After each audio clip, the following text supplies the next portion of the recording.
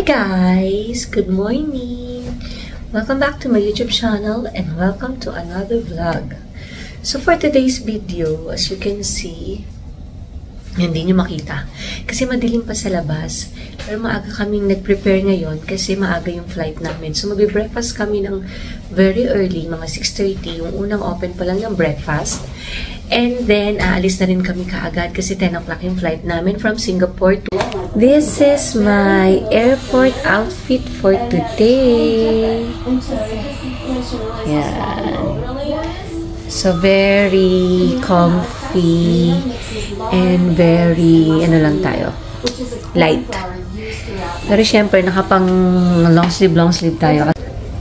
Nandito na tayo guys sa airport. So, natapos na tayo sa check-in, sa immigration, at sa checking ng mga bags. So, all clear, mabilis. As in, grabe, walang line. Nandito na tayo, pupunta na tayo sa ating gate, which is G19.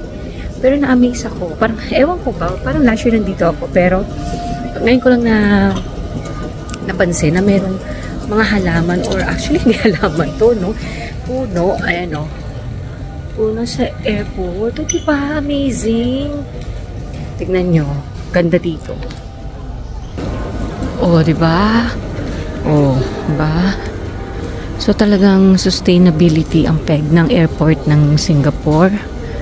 So, siguro since it's still early, wala pang mga tao. Flight kasi namin is maaga. Guys, umalis kami sa hotel ng 7 o'clock.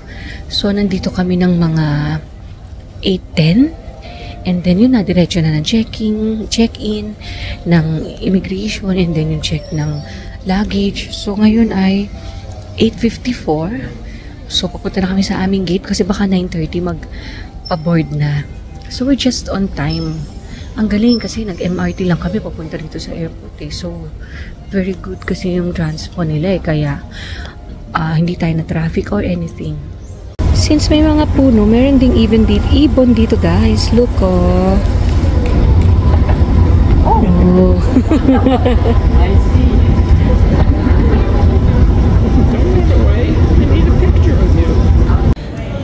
So, ito na yung ating eroplano guys. Yan. So, this is Cathay Pacific. O yan oh. May mga eroplano nang umaandar. Ayan.